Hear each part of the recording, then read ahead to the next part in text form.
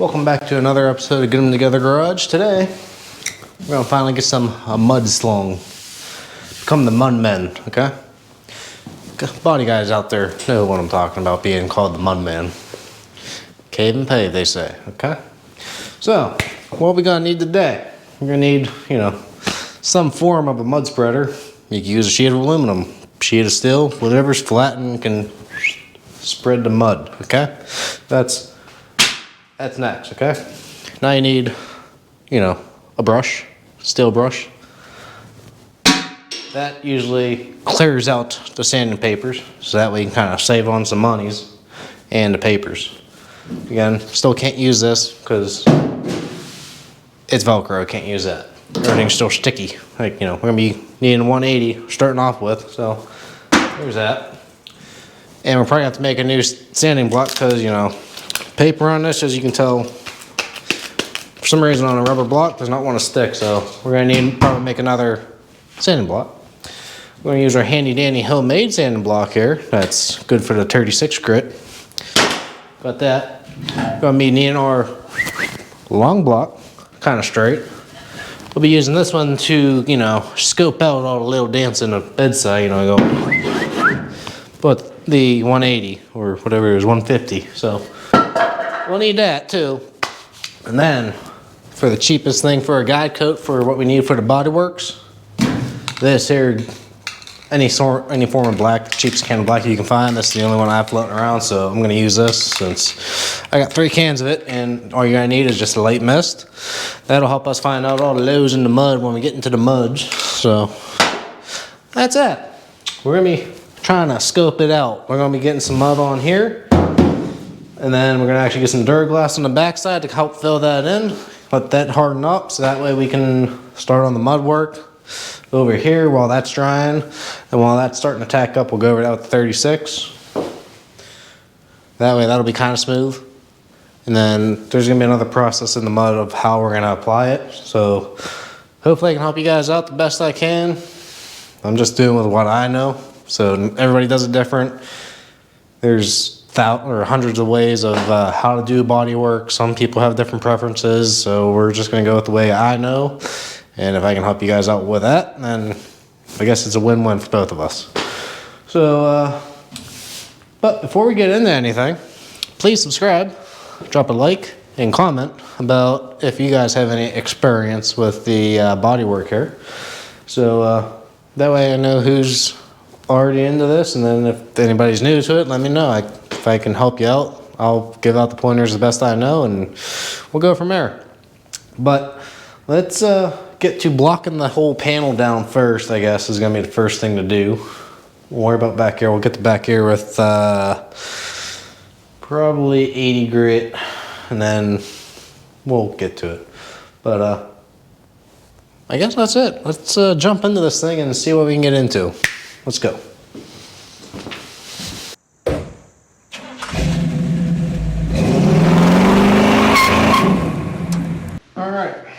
So, we're going to start this off with our 2x4. Make sure it's straight enough for, about what we do. That's good enough. Okay. So, we're going to take our roll of 150, because you don't want to go too deep with the scratches, or you're going to see those come through the mud work, or the primer, whenever we go to primer. Somebody's getting angry outside, honking a horn like you wouldn't believe. It's gonna stick? I hope so. I don't know what we got to do. Sure, that's not good enough. Alright, give me 1 second. Okay, I'm back. So, we're gonna improvise since we don't have any actual things to hold the paper down exactly, but once it sticks, it sticks. It's not going to come off right away. So we'll just kind of do that for now. Spread her down there. And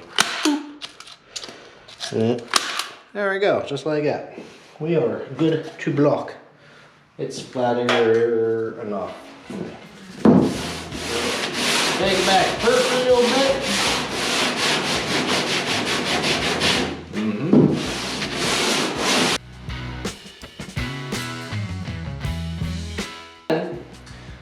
paper gets clogged up like that, just, you know, take a little bit of your brush to her, we'll clean it right up. Brandy new almost. Good or enough for me. You go like that.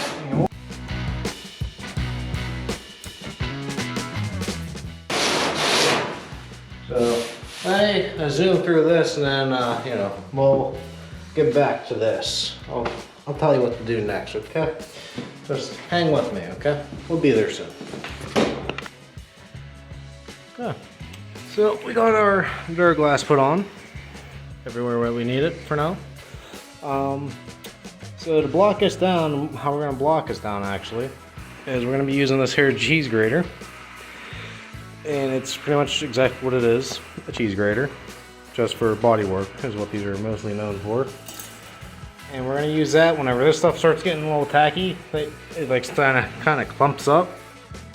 We are gonna go on ahead and use the cheese grater to start shaving it off to make a shape. Because last time I did not do that down there. I let it harden up overnight because I had stuff going on that night, so I couldn't sand it down. So this will prevent a lot of dust that I made last time, and just kind of make things a little bit easier for us to kind of shape it all off without having to get the grinder out and getting tight spots, because I know that was a pain in the butt down there. But that's what we're gonna do.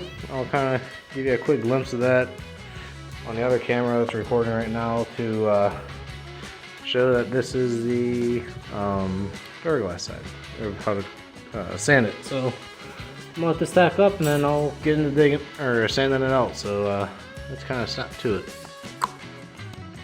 Okay, so how this cheese grater works is you just kind of slide it and it cuts off like cheese. Like that. You can use it pretty much about anywhere and it's gonna do the same job. But that's pretty much about it, and then you just get a rough shape of what you need.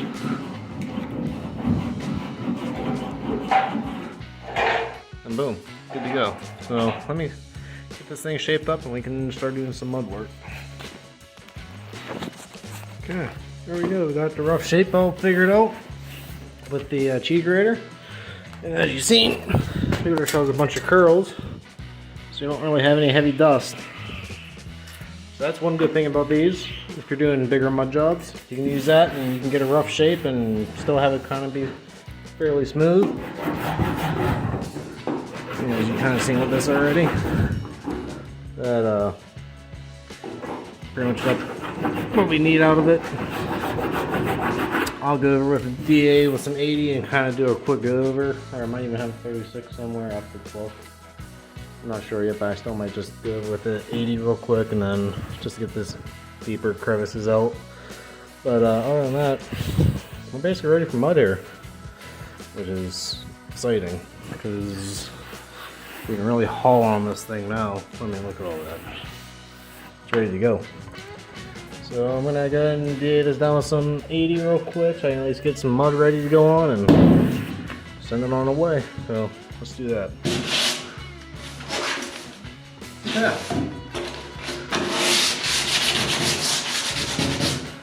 So now that we got all the final low spots in this area sanded down, and I'm using 80 grit, and after we got all that blocked out with 2x4, the rest of it, we're pretty much now ready to apply mud in this area. I'm gonna wait to apply mud to this because I found 2 more pinholes I missed that I couldn't see with bare metal, so I gotta fix that. Gotta maneuver a little bit back here to figure something out, but we're gonna start on the mud work anyhow with this, since this is basically ready to go. And I got basically all my shiny spots sanded out like that. So I'm gonna take a quick air gun to this and a towel and wipe it all off, and then we'll go ahead and start mixing up some form of mud to get on here. So let's go and do that and move on to the next step.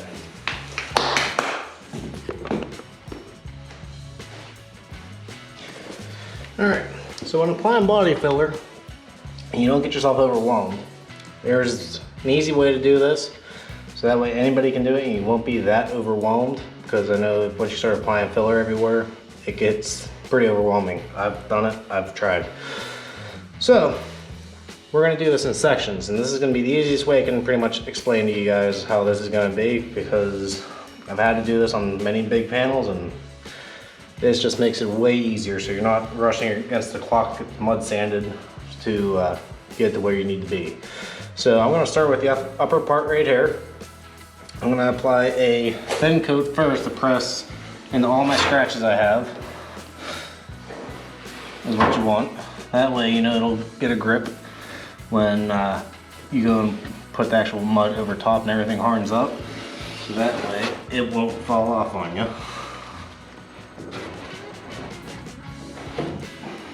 Just give it a nice firm force down on everything.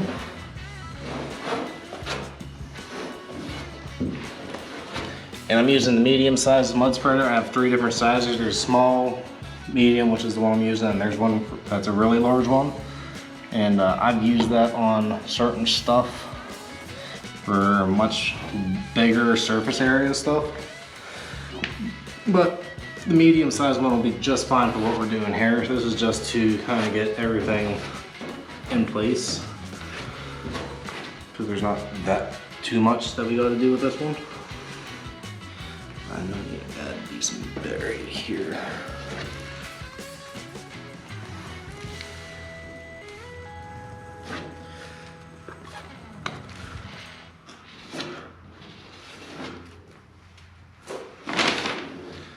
All you're doing is just kind of spreading it back and forth. And the trick is also on this, is that you want more in the area that's going to be low. So that way, you know, you can sand it down smooth with everything else, and you won't have a problem with anything. That's the main trick of this too. Just for some notes to take care of. Don't worry about filling these small holes, because I can always just go back through with a drill and just re-drill them out. Once I have everything in place. So I'm just gonna go down this lip, and that's gonna be all I'm gonna fill with mud for right now. So that way we can kind of control of what is gonna be getting processed. Let's fill it all in.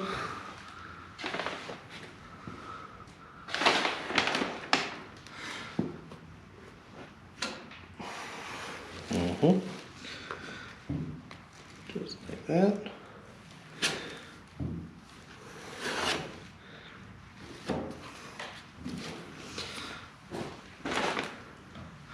The more you play with the mud too while it's drying on the car, till it starts to like hardening up, is good, because then you can get all the air pockets out.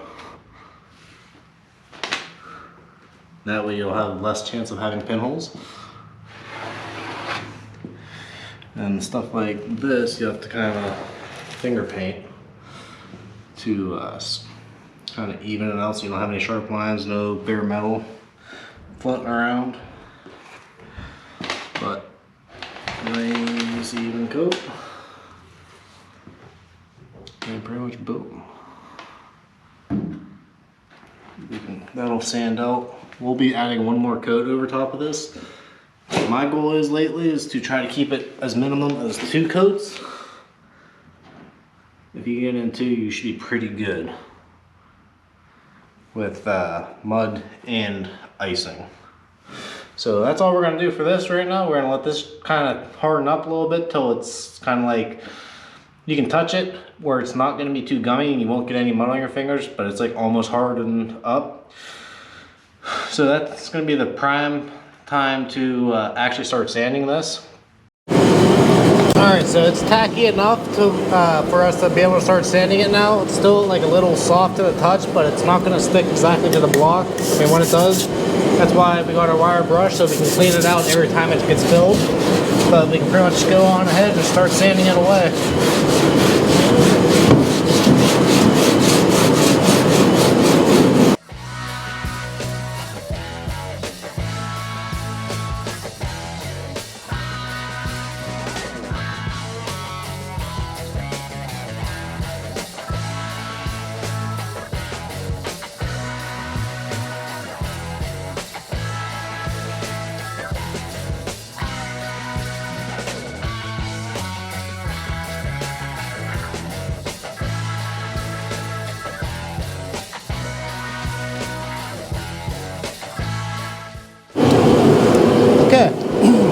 So before we're gonna do the final body work on this thing, we had to get this bottom lip straightened out, pretty much stiffened up.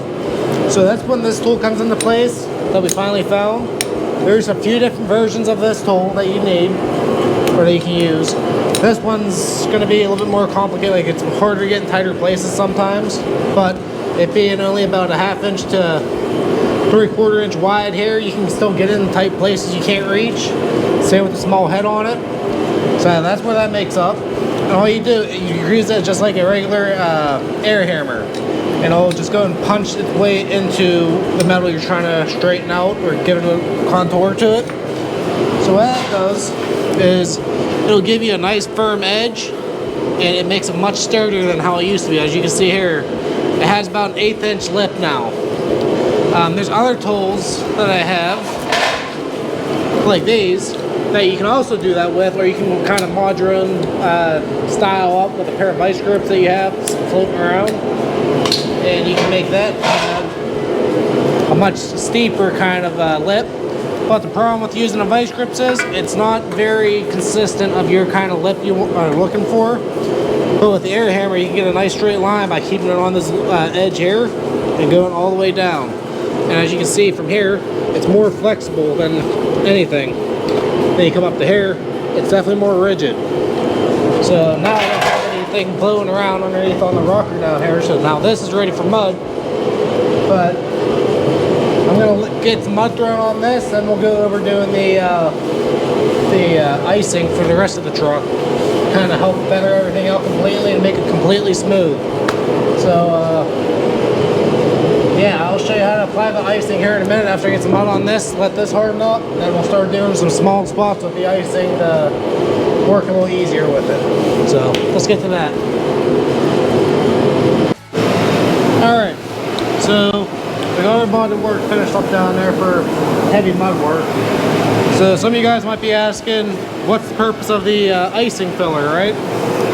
So if you can see here, that there's a bunch of little pinholes even up in here, down through here, and all just throughout. Like there's some bigger ones that you just can't prevent from using the body filler because it's a thicker compound, so it's not gonna stick together as well. It's gonna be very area is the easiest way to call it.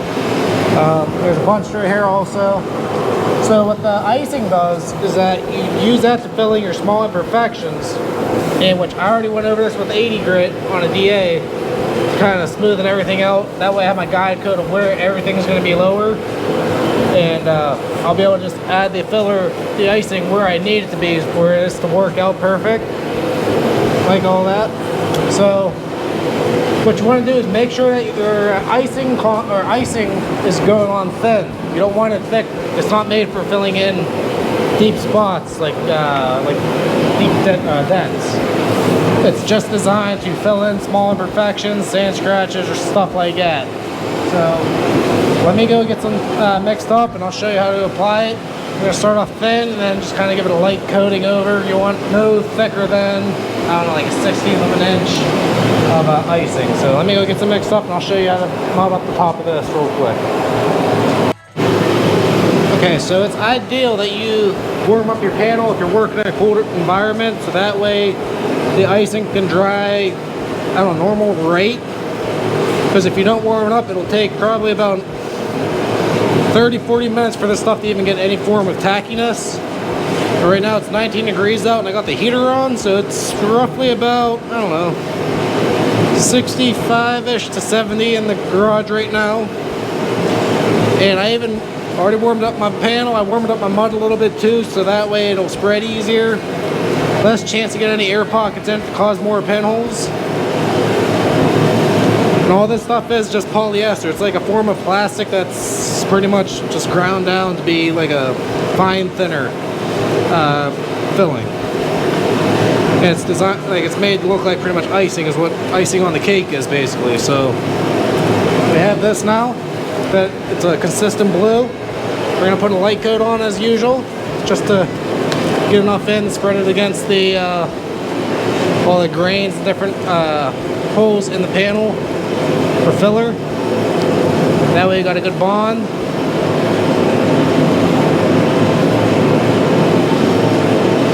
Press it in, make sure it's all compacted into fine scratches and other imperfections.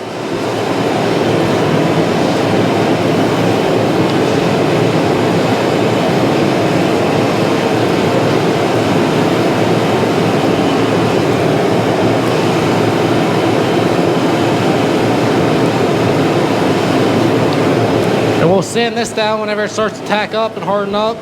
Before it gets completely hardened, we'll go over it when it's still like a little malleable.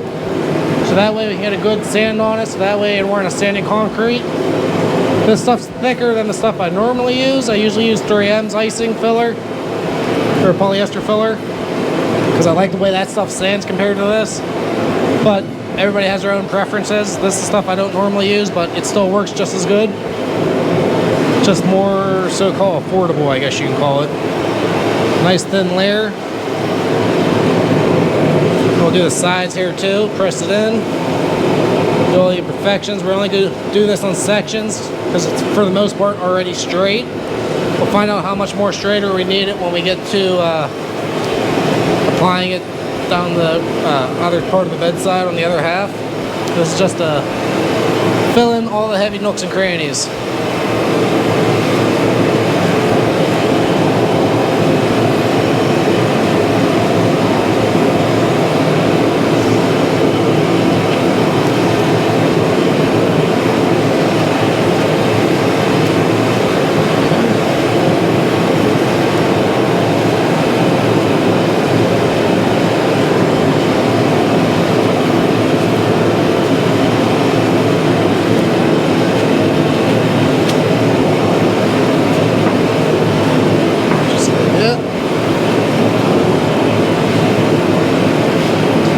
Sometimes it can get messy if you're trying to spread it, so try to work as quick as you can because icing tends to harden up faster than regular body filler.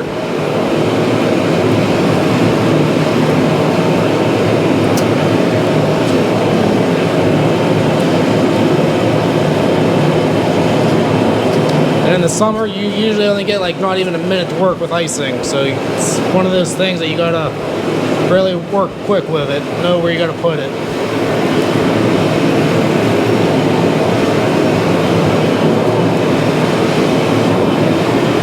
So that's what we're going to do for now. Let this harden up a little bit. We'll sand it down with some 80 grit, work our way to 150. Then we'll use some 320 to do the really fine sanding. So that way there's no sand scratches for the primer to shrink into. Alright. We are now ready to start sanding. It's tacky enough where it's not going to be too hard. So now we can pretty much go ahead and sand it down to the shape we want. You might ask yourself, when do you know if it's good enough? Well, you just want to get it so that the heavy edges are knocked down and smooth enough so you can move on to the next grit.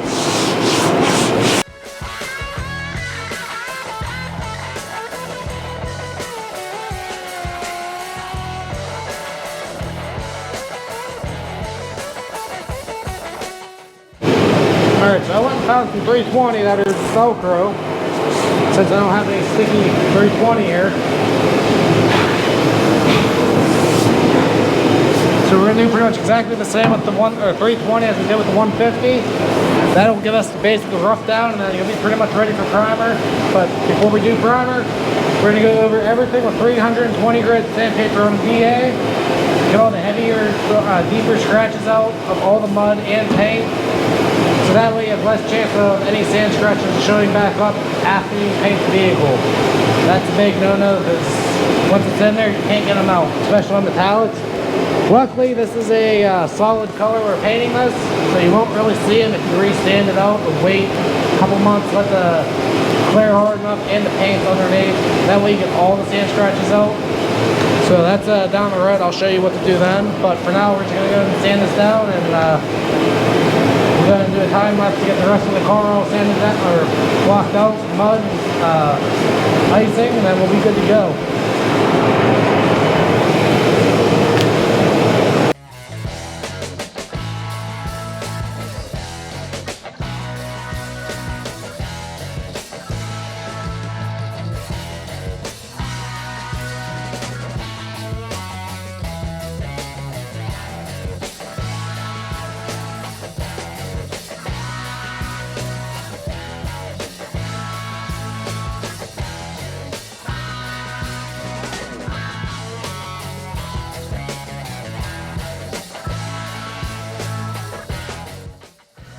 So to mud up this wheel flare, we're going to have to do this one in sections because it's going to be too hard to just mud everything up in one spot.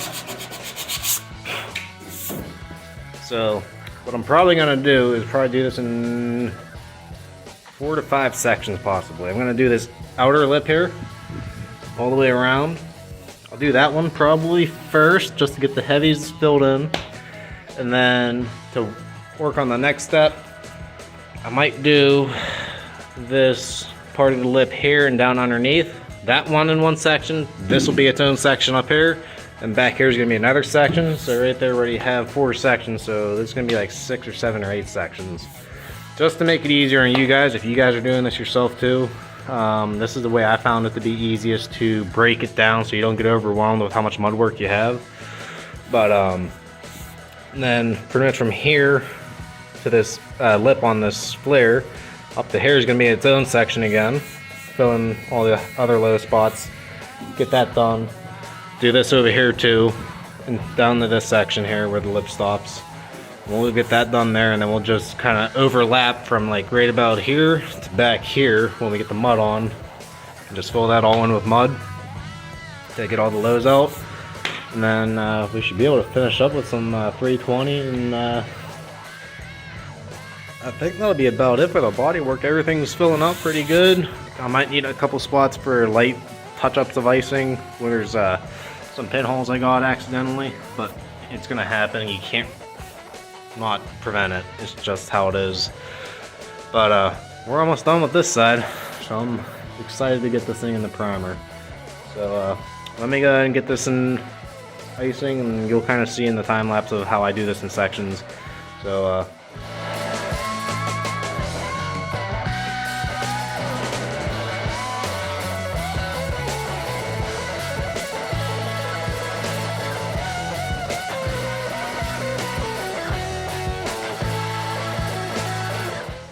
okay, so we're gonna try to get as much of a consistent body line as we can, because we had to put stuff there in this area specifically that was not there. So we're working with rough cut. I mean, not really rough cut, but trying to get a rough idea of what we need. So I purposely put a little bit thicker icing here to fill in that void I had here, that lip. So I'm going to try to make it look more like a factory style like this is up here. So that's when you don't have a body line maker, so you got to make your own in a way. Sometimes you got to do this, sometimes you get away with pushing the metal out enough to get you in that rough idea where your body line has to be. But since we kind of made this one kind of from scratch, it's a little bit of a different story. But all you need is a screwdriver, a wooden mixing stick, and either a pen or a Sharpie, which I got a Sharpie. And what you do is you get a rough measurement of where this point has to be right here, where the tip of the screwdriver is to where my thumb is. And you have to measure that, which mine was about 1 3/4. So I made it a tiny bit bigger for the screwdriver to compensate for the screwdriver. If you got a rivet, you can use a rivet too, so that way you can just leave it in there. You won't have to keep finding a screwdriver each time. But to do this, let's see if I can figure this out. All you're gonna do is, let's see,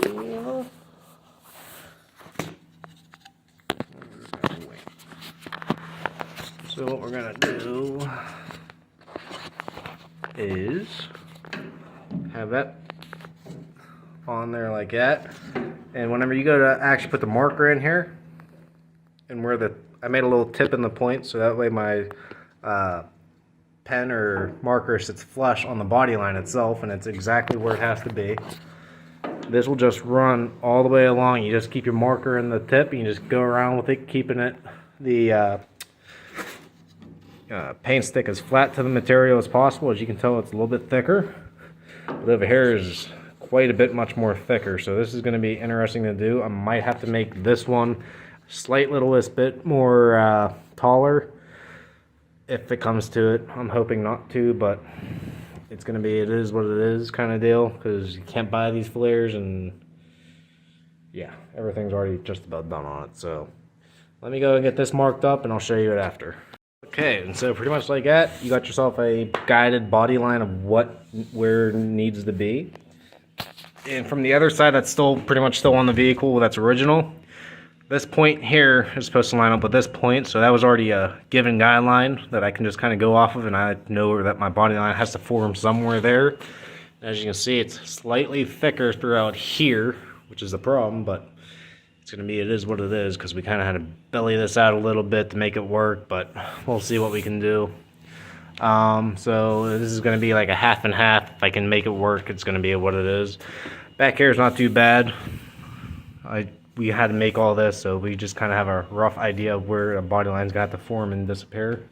So up and through here is really not that bad. About a 1/4 inch is what I put on, so that was all pretty good still. So let me get to mudding this, or sanding this, and we're good to go.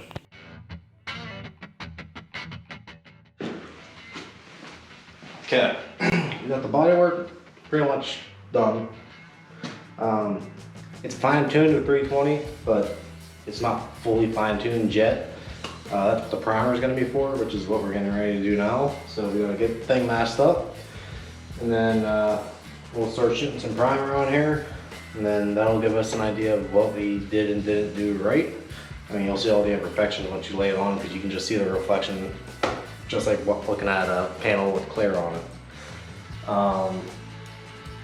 But that's pretty much it. It's definitely a lot of work to get this thing the way it is, but that's expected when you're doing restorations, because you just can't get away from it. It is what it is.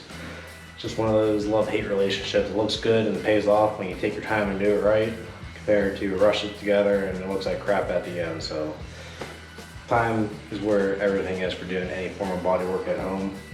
A quick tip though, for those who aren't used to doing body work, if you can grab yourself like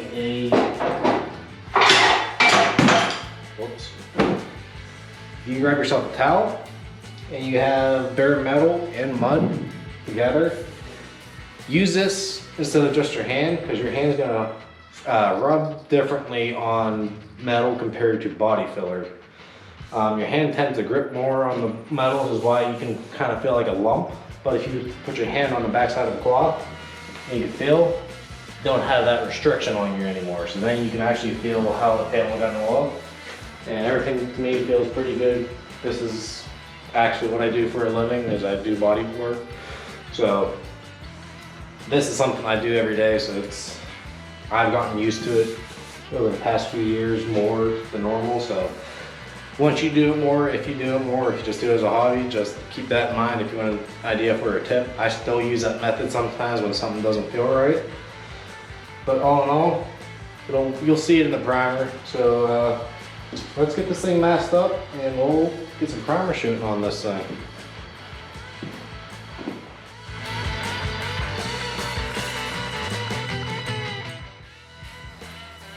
Okay.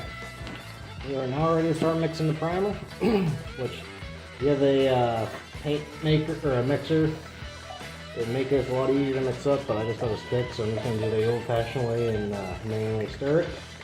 And then, since there isn't much left in here, and we're going to have to do it at the minimum 3 coats on the bed, we're just going to use up the rest of this.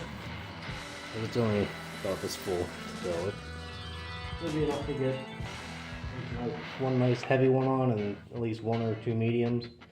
We're going to do with what we got for right now. But this is a 4-to-1. I'm using a Limco.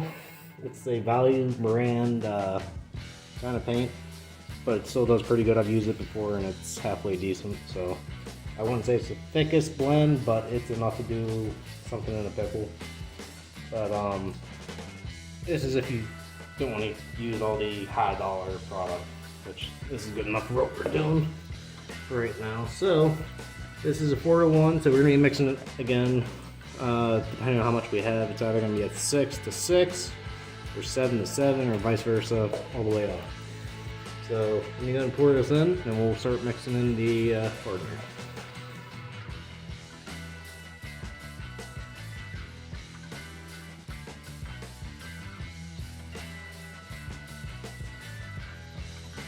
So it's just shy of 7, so we'll make the hardener just shy of 7 also.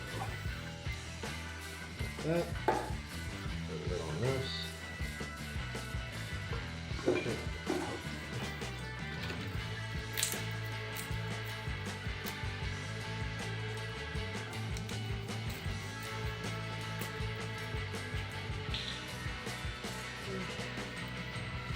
should just take us up to about 7. Just shy of 7-ish.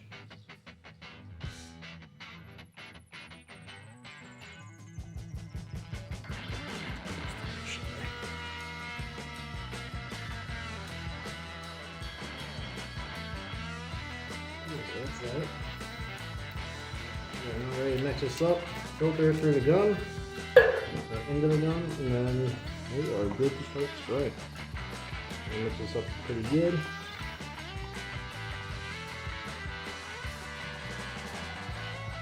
They also have different systems where you don't even have to use a mixing cup. You can get these liners, so that way everything's just disposable. You can just throw away the liners after you're done spraying. You don't have to worry about cleaning much of a gun. It's called an AccuSpray. It's a plastic-headed gun where you just clean up the tip of it and you clean up the needle, and you are good to reuse it again after you just rinse those 2 out or throw the head away, whatever you got to do. But it's definitely a lot quicker. You don't have to take it apart like you always do on these other metal guns. So.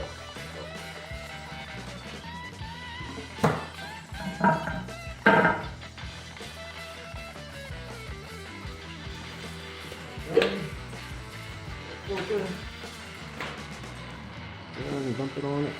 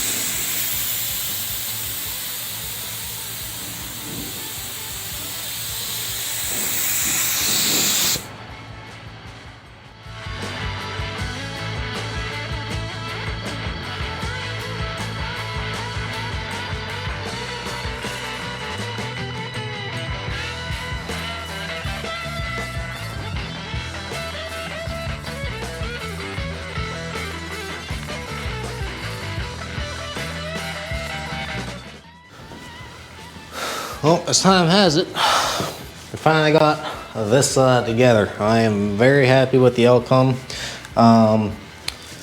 Eventually we're going to be making this thing look like a Dalmatian by giving some black paint to get our guide coat on.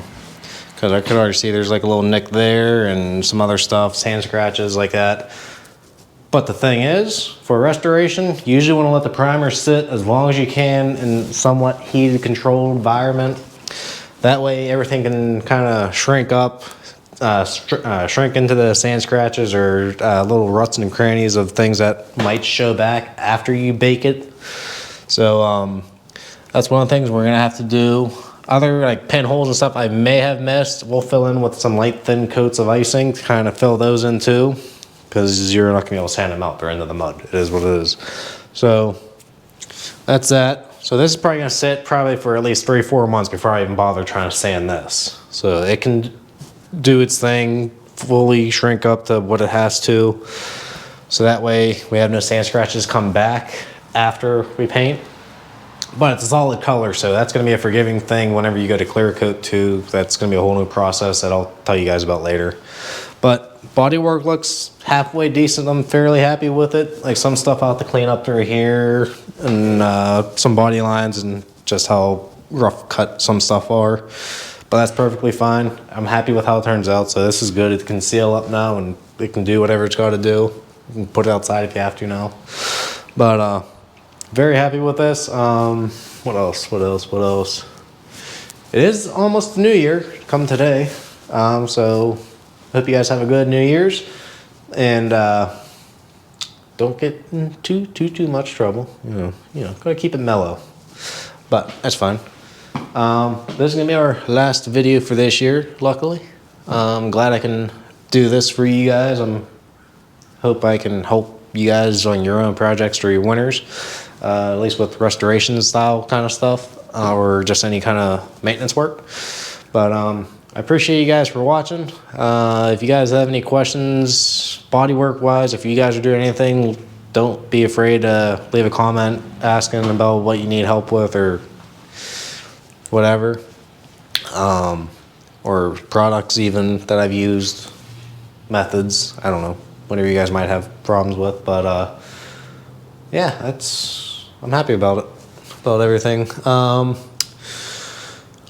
Don't forget to leave a like and subscribe if you guys haven't yet. I'm hoping to do a lot more videos this upcoming winter of this. A lot of this is going to be getting done, so that's on the to-do list. Just I need time to film and put it out for you guys. Just some I can get out every other week, some every week, or some might be once a month like how this video was, because it just took me a lot of time to get down here to do this because it's been ice cold.